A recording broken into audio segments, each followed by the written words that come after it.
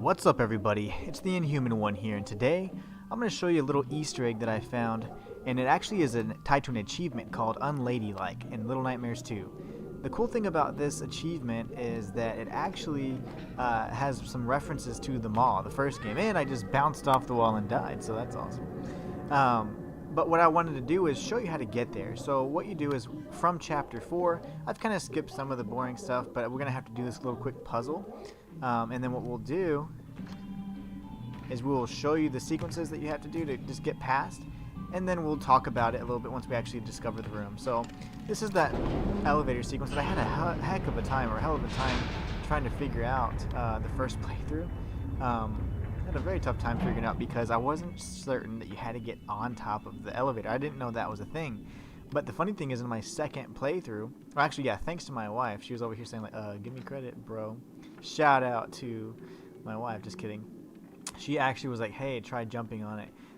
And the subsequent playthroughs that I was doing to get footage for some videos I've been posting, there's a really neat little subtle cue, and 6 is saying, like, hey, come on. She's actually ushering you to come on and jump on the elevator. So I'm going to show you guys that right now. So we're going to grab the key really quickly. Obviously, I hate to say, oh, spoiler, like, if you guys are watching this, come on. I mean, we're clearly doing secrets and whatever, so you would get no warning. That's just your common sense. Okay, so what we're going to do is, this is the quick way to do it. You just pull down the lever, as the brothers across this ocean say, and then that's going to go down. As soon as 6 gives me the go-ahead to pull this switch to bring the elevator back up, watch her little motions here. So she's saying jump. So that is what we had to be on the lookout for. So now we're going to go ahead and continue onward into the sequence where, you know, 6 gets captured. This is a really amazing scene that's showing, as you're getting ever closer to approaching the tower, just the ominous nature of it, how huge it is, and what signal is it broadcasting, you know. If you don't know already, if you go in here, you can find one of the glitching remains, but I'm not going to do that just yet. I think I've already interacted with that glitching remain anyways, and I haven't actually unlocked all of them just yet. Not in my casual file. So we'll wait for 6 to come up here. She's going to give us a boost, and we're going to shimmy our way across. But the key again is, and the whole purpose of this video is just to show you a cool little Easter egg in this chapter that you can find that does have references to the first game and the mall. So it's really interesting, and we'll go ahead and discuss some lore on it too. It's kind of one of those things where I wanted to go over with you and maybe crush some theories out there. Man, the internet goes wild with this Little Nightmare stuff. I remember because it was my first series that I ever did lore on, and it was so, oh my gosh, and it was so, that's when I learned the internet was just damn brutal. But a lot of times they're wrong too. Alright, so let's climb up 6. Give me a boost. And obviously, I mean, I could have just skipped right to that point, but it gives us a little bit more time to talk about the backstory of it and all that. So at this point in time, you know, 6 and Mono have teamed up, and we're at the residence, which is chapter 4 out of 5. The 5th chapter is actually quite short, and it just actually once you approach the signal tower. So chapter 4 is the residence, where you actually learn about Mono's new ability, and 6 gets captured by the Thin Man. So it's a really interesting chapter, very stressful, and it's really neat because when Mono gets his ability to be able to transport or teleport to the television screens, you start learning a lot about him. Come on, girl. But anyways, we're going to keep making our way up. And the reason why I wanted to show you this sequence too is because that hangar, you know, where we use as a zip line, that, after we get to that sequence, once 6 is no longer with us, and Mono is alone, trying to go ahead and, I guess, find or rescue 6, it was a very similar sequence that he has to go through. And that was a really big indicator for me. I was like, oh yeah, okay. So it was a separate window that we saw, so it was kind of cool. Kind of like this area right here, for example. But let's go ahead and let this sequence play through. I think this is where the, I guess the stability of the house and the foundation is in question. So we're going to work our way through here right now and push this door down. Alright, so we've made it down, and here's a little escape sequence here. We're going to try and make our way out. Use our flashlight in the process, of course.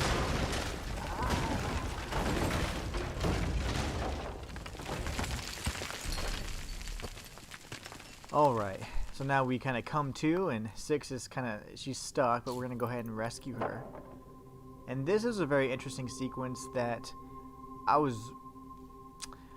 I mentioned in my video on why, if you've already seen this and played the game, you know, why 6 may have betrayed Mono.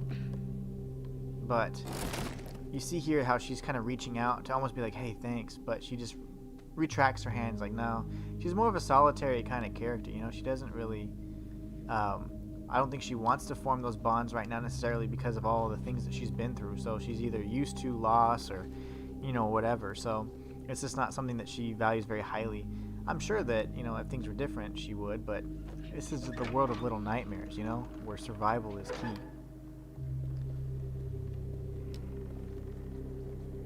So in this next sequence, we're going to go ahead and go through the TV piece here. I'm not going to really talk about it too much because this part always takes me a while. So once this is done and 6 gets captured, I'll kind of pop back on. This takes me a little bit, so bear with me.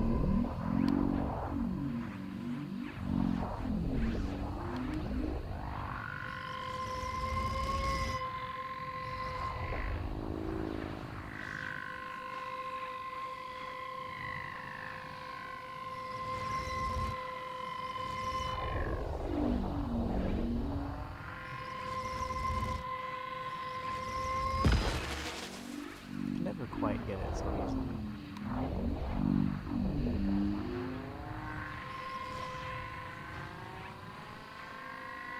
It's more like the closer you get to the TV, I guess. Taking me a while here, let's see.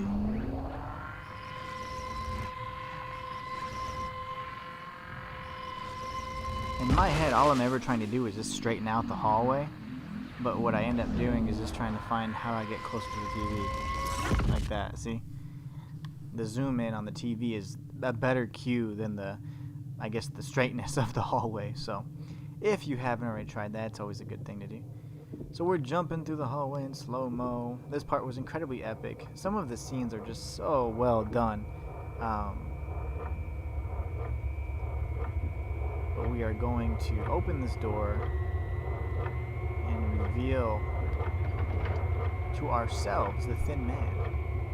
And then we're going to be pursued, and 6 is going to get captured. But after that part, that's where this sequence really picks up.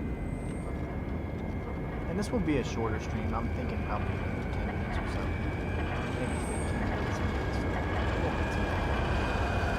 But again, there are some interesting pieces of equipment and items in the room that has references to the mall that I want you guys to see.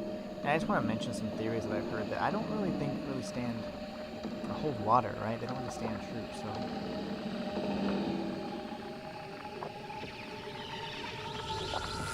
Alright, so we're about to bust through, and then we will be pursued, and 6 is going to get captured here in just a moment, so we'll make our way over to that room. And as soon as we get all that done, we'll be in the sequence where Mono has to fend for himself and do everything he can to find 6. This is another interesting sequence.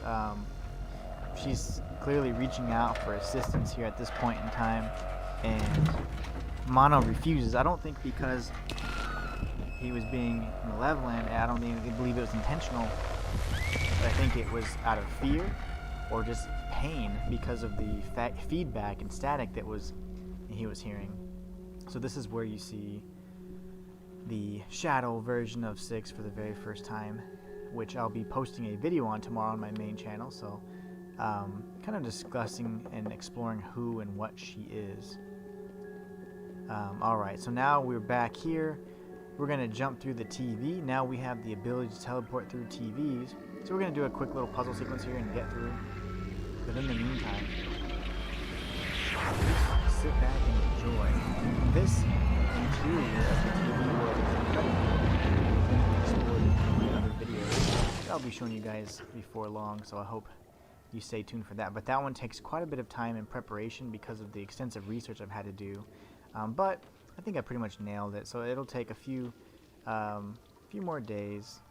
Maybe by next weekend we'll have that video out. Come on, baby. Alright. So we're going to go up here. And all we're doing at this point is just navigating this area. I guess, you know, I could have cut out some of this stuff for you guys, but hey, if I have to do it, you have to see it. So all we're going to do is just bring the TV to the other side. No! To the other side, so that we can start teleporting. It's just creating like point A and a point B pretty much. And it's a lot like instant transmission, you know? Goku style. Reach. Okay.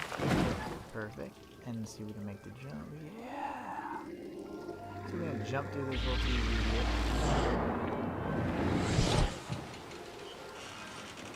Go up this ladder. And before long, we will reach the area that the whole point of this video is. So, again, my apologies for going back so far, but it gives us some time to talk about kind of the backstory a little bit as well.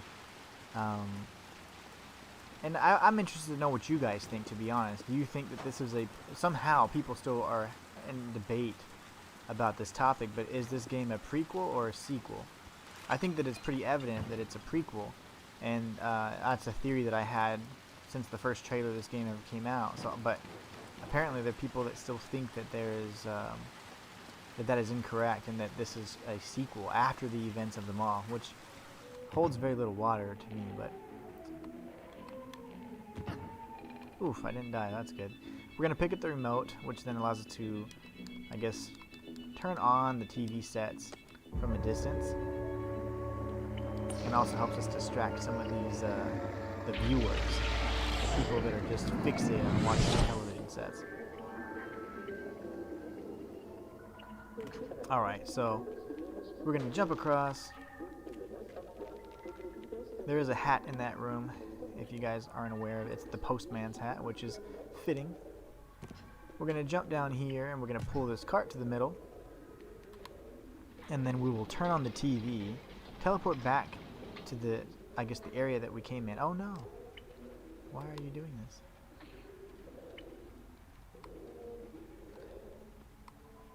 Oh, that's not good. I've never seen that before.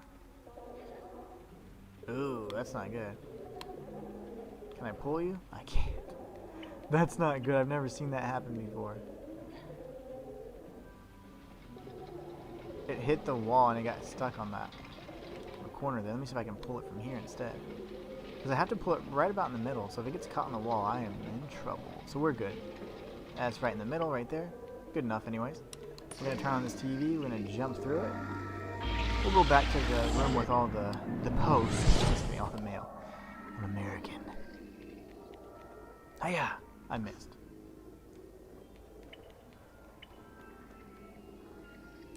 That's no good. That's no good at all. I have to go through again because I missed my jump.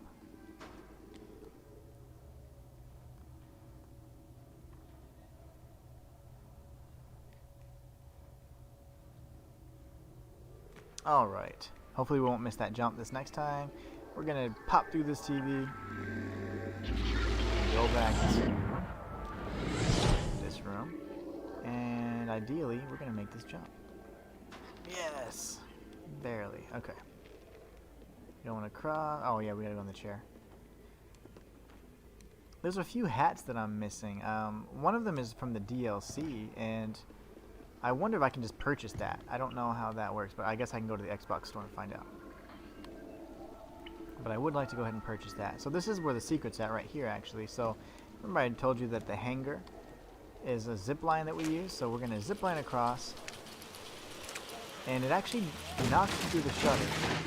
And you land in this house. But if you go back out, and if you noticed, there was an open window.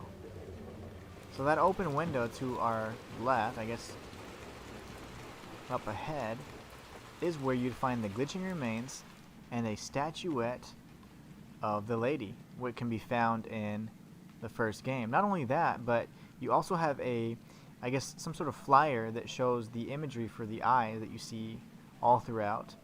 And then we also have a picture of the mall. I'm sorry, of the lady from the mall. A lot of people said, oh my gosh, we found the lady's room, yada yada yada. I don't believe that we found the lady's room, because the lady is very, I would say, beautiful and dainty in the sense that she wouldn't be wearing these ugly ass slippers. One, she wouldn't be living in a situation like this either. So I don't think that this is, you know, an area that would be inhabited by the lady.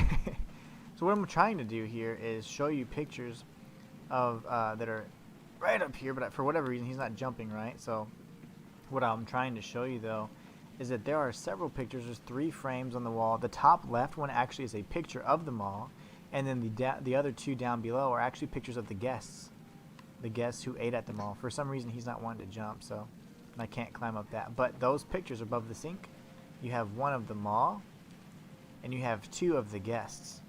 And those are the guests that she was feeding, right? And feeding what? Probably human flesh.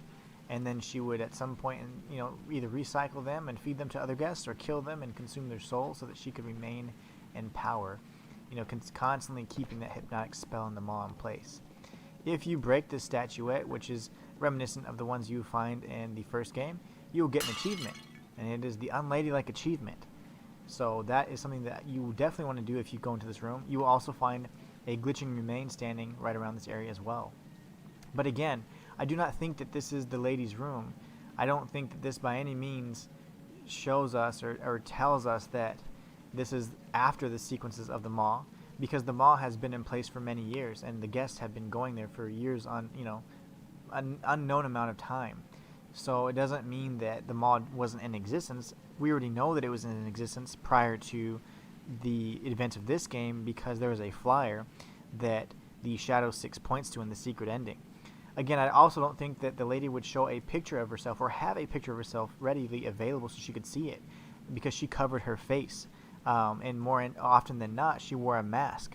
All of the mirrors in her room or in her entire abode, right, in the mall and in her quarters, were all shattered or broken, because she did not like to see herself. It doesn't mean that she wasn't maybe vain, but she knew her weakness was actually looking at herself in a reflection, at least for certain mirrors. And so I don't believe that she would just have pictures of herself readily available, especially one where she'd just be sitting right across and staring at herself. I believe that this is more so the room of a future guest, or a guest that had already passed through. I believe that this could also be an admirer of the lady, because again, people know of the mall, and the mall is well renowned in this world of Little Nightmares. So it's a you know, kind of like a commodity or a luxury to be able to go and eat and feast and gorge yourself on all the wondrous meats on the mall. So that's a few options there. Another one is, what if this is the room of the individual that actually captures Six and takes her to the mall? This suitcase is really, really familiar, and it could very well be the very same suitcase that Six finds herself in when she startles herself awake in the very opening sequences of Little Nightmares, the first installment. So again, so much to think about, so much to consider. I just want you guys to see, you know, the perspective of, what this room where to find the room, how to get the achievement, and more importantly, just to examine the different items and lore bits in here and see what the potential could be. I do not believe that this is the lady's room. I believe this is probably a room that belongs to a male. As you can see, that jacket on the coat hanger as well, and again, it just doesn't seem to be something that a lady would be living in. Not that lady anyways. She, again, seems to appreciate the finer things in life, and she would not have a picture of herself. She did not like to see herself for whatever reason. I think that was technically either tied to the power that she was given or her weakness, right, whenever Six uses it against her. So I hope you guys enjoyed this video. There will be plenty more like this, little short sound bites that we examine, lore. I call them, like, I guess, little mini lore throughs, Easter eggs, glitches, cheats, all the above. So today I took you back to the mall. Today I introduced you to the individual that possibly kidnapped Six and took her to the mall. Today I streamed Little Nightmares 2 and showed you how to get the Unladylike achievement. What the fuck have you done lately? It's the Inhuman one, signing out. I'll catch you guys next time.